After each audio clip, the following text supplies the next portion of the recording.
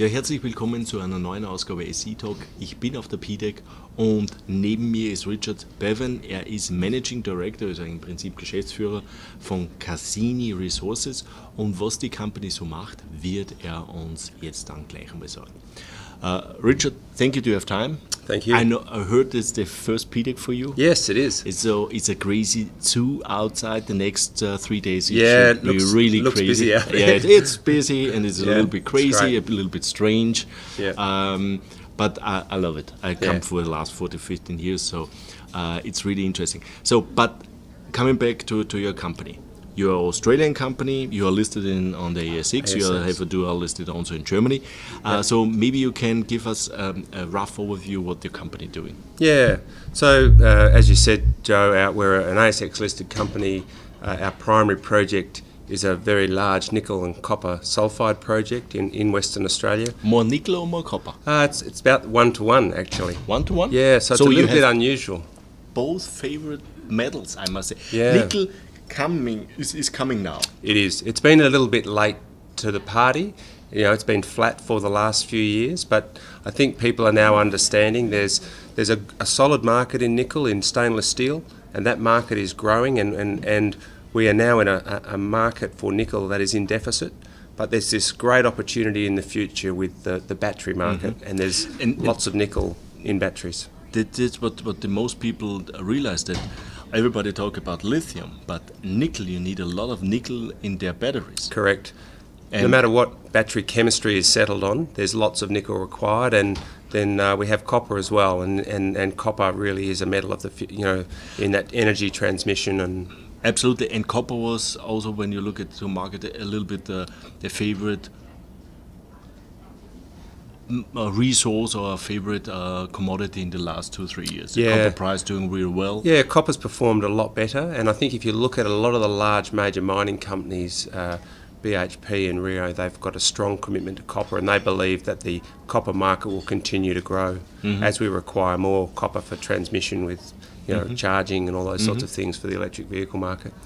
So, but coming back, sorry to interrupt you, back to the project itself, how the project looks like, and It's a large project, so it's the largest undeveloped nickel and copper sulfide project in Australia. Wow. It was originally with BHP and Western Mining. Cassini acquired the project in 2014, so it's a majors project. We progressed it, and we now have a joint venture partner to assist us in funding the project through to a decision to mine. So we have an ASX 100 company called Oz Minerals. They're a large copper and gold producer in Australia, and they have they're funding the project currently, and Cassini is an active partner in managing. How the joint venture looks like? Yeah, so it's a joint venture that's a 3-stage joint venture that we're now in the second stage. They are contributing $36 million to earn a maximum of 70%, and Cassini is free carry financially through to a decision to mine, and then we would contribute to the construction. And when the decision to mine, it's coming up or must coming up with your portion of 30%? Of the pre-production capital. Yeah, that's right. So that's ostensibly probably in about 2 to 2.5 years' time. So in the next 2.5 years, maybe the production decision will come. So that's absolutely, really, that you have a really advanced project. So it's mean you do have so far a lot of drilling there. Yeah, well, there was a lot of work done prior to us acquiring the project. Cassini has done work in drilling, but also key to these sorts of projects is the metallurgy. So we completed a scoping study with the funding of Oz Minerals at the end of 2017, and in that we had done a lot of resource drilling, a lot of metallurgy, a lot of work around understanding the costs around power, transport and water.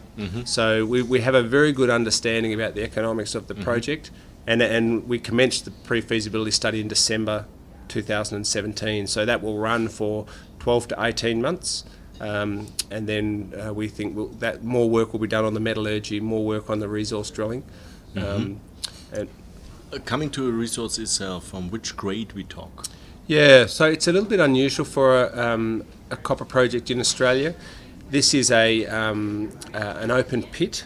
So the nickel equivalent grade is about 0.57, 0.6, but it's a large tonnage, close to surface resource. So currently the resource is 283 million tonnes, and there's about 1 million tonnes of contained nickel and just over 1 million tonnes of contained copper in the two deposits we're looking at. Is it more oxide stuff? No, it's fresh, primary mineralisation. Okay. So the geology is it's a sulfide, it's a mafic intrusive, so it's it's mainly fresh. The interesting thing with this deposit is that the high grade sits on top of the ore body, which is unusual for sulfide deposits. Sure. Normally it's going normally on the bottom. So you go is higher the grades go which is key in terms of the economic viability of the project. You're into this higher grade early on in the mine plan, which means good metal production in the early years and good cash flow. Quick payback. So the scoping study we looked at, the payback was less than 3 years. Wow, that's for this kind of project is really a short period. It is. So just to give you a brief, it's a major project. We believe it's currently got a 15+ year mine life. It's a 10 million tonne per annum processing throughput. It'll produce sort of 25,000 tonnes of nickel in concentrate a year and about 30,000 tonnes of copper in concentrate per annum. Do you have any idea about the Capex? Yeah, the Capex is around about $750 million. It's not too... It's not... Well, I think the important thing is the payback. So even though that's reasonably modest for a large-scale project, the good thing is that the payback is short. And once we have an operation there, there's lots of opportunity to extend that mine life. So we think we'll have a multi-decade mining operation there. What is the major goal of the company? Is it really the goal to bring it in production or to sell it to a major? 750 and you have a 30% stake, it means also for you that you must come up with a lot of money. Yeah, that's exactly right. So we do have, Oz Minerals are, as I said, an ASX 1 listed 100 company. They have a market cap of around 3 billion. They've got a very strong balance sheet. So at the end of the last quarter, they had 750 million in cash with no debt. They've got a lot of technical expertise in the mining, engineering and construction and remote mine operations. So they're very competent and capable partners. The goal for us, is to take this project into production. So if we can maintain 30% ownership as we go into production, the benefit for Cassini and its shareholders is sort of $45 to $60 million per year in free cash flow. And we believe it'll be for a long time. So that's our goal, and that's really why places like coming to PDAC to sort of broaden our investor network, because the challenge for us is digesting that piece of capital that we need in about 2 years' time. Obviously, there'll be a debt and an equity component in that. For sure. That's for sure. And our goal is to be able to do that. Last question, shareholder structure. How many shares are outstanding? Major shareholders? We have about 275 million shares on issue. It's for Australian company. It's not many, I think we've been very mindful. We've been listed for about 6 years. We've been very mindful of not increasing that capital structure too quickly so we don't dilute our existing shareholders. Hence why...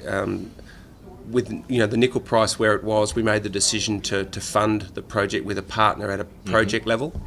The share register, we have a couple of Australian companies as our largest shareholders, so a mining services company called Macca and also a process engineering company called GR Engineering, both very good in the open pit mining space and the base metal processing space.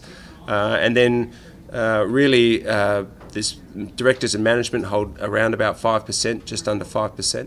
And the register, we have a few small resource funds, but is fairly open. And I think that's one of our goals too over the next sort of 2 years is to as we start to grow and as this project goes, we're probably starting to get to the size where we can attract more institutional investment. How much cash you have in the bank? In December, we had about $2.5 million in cash. Okay. But you have no cost for all this drilling and so on? Well, that's right. That's all funded by Oz Minerals. I think so. So our cash requirement is reasonably modest. We do have, apart from this joint venture project, we have some projects in our own right. So some early stage exploration projects, all in Western Australia, and really that is probably there's some discretion about how much we spend on those over the next period, but we will move those forward. So we'll have a modest capital requirement going forwards, but obviously a lot less than you would expect just because of that joint venture funding. Okay. Richard, I think that was a great first introduction to your company. Thanks, Joe. Next time, hopefully, we can talk a little bit deeper in the project itself and how it looks like. But I think we hit all the major points. I think so. We've actually got quite an exciting 12 or 18 months coming up. We've got the project development. We've got lots of exploration going on. So we believe should be quite an attractive and exciting 12 months. I can imagine. Ja, das war jetzt ein erstes Startinterview von Cassini und ganz spannend. Sie haben ein riesiges Nickel-Kupfer-Projekt, Open Pit, natürlich nicht die ganzen hochgradigen Sachen. Und das Interessante allerdings am hochgradigen ist, es ist ein Sulfide-Orebody, der allerdings quasi verkehrt liegt.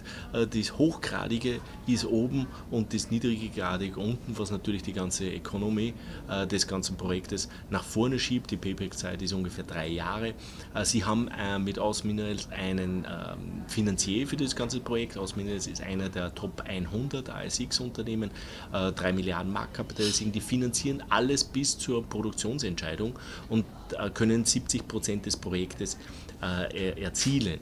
Und Nickel soll man eigentlich jetzt einmal, Kupfer wissen wir sowieso, Kupfer ist eine tolle Sache, läuft super. Kupfer ist einer der Metalle, die momentan am Markt heiß geliebt sind, aber Nickel kommt jetzt extrem stark aufgrund der Batterien Nachfrage. Sie haben schon immer gute Nachfrage im Stahlsektor.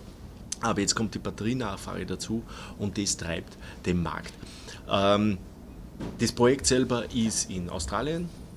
Die Capex liegen bei 750 Millionen. 30% ist eher ein Anteil, der am Ende überbleibt. Die Produktionsentscheidung soll in den nächsten 2 Jahren fallen, was relativ kurz ist. Das heißt, da ist sehr, sehr viel vorher schon investiert worden. Die erste Openingsrate sagt, dass sie eben um die Capex 57 ist und Payback-Zeit ungefähr 3 Jahre ist, was sehr gering ist. Und meine Frage war entweder, was ist Ihr Ziel? Wollen Sie es verkaufen oder was Sie wollen? Was wollen Sie tun? 30% von 750 Millionen ist nur immer ein großes Geld, sind nur immer über 200 Millionen. Wie wollen Sie das auftreiben? Und natürlich ist es so, dass sie einerseits, also ihr Ziel ist eigentlich als Company bestehen zu bleiben, denn die 30% Anteil sagt ungefähr ist ein Cashflow von 50-60 Millionen pro Jahr und das für eine sehr, sehr lange Zeit. Und das möchten sie natürlich schon gerne als Company selber den Benefit einstreichen. Also spannend, wie sie das natürlich finanzieren, teilweise Debt, teilweise auch Equity, deswegen sind sie auch zum ersten Mal hier auf der PDEC, um ihre Aktionärsbasis auszubauen. Ja, schauen wir mal, wie das Ganze laufen wird. Die nächsten 18 Monate werden sehr spannend, weil sehr viele Nachrichten, News kommen und Sie müssen selber nichts bezahlen dafür. Und das ist eigentlich wirklich das Schöne davon. Und Sie haben 18 Monate Zeit, sich wirklich vorzubereiten, wie man das Ganze finanziert. Cassini notiert in Australien, aber auch in Deutschland. WKN steht wie immer oben. Und das war das erste Interview vom Unternehmen. So, das war's von der PDEC 2018. Tschüss und Baba. Richard, thank you. Thank you, Joe. Cheers.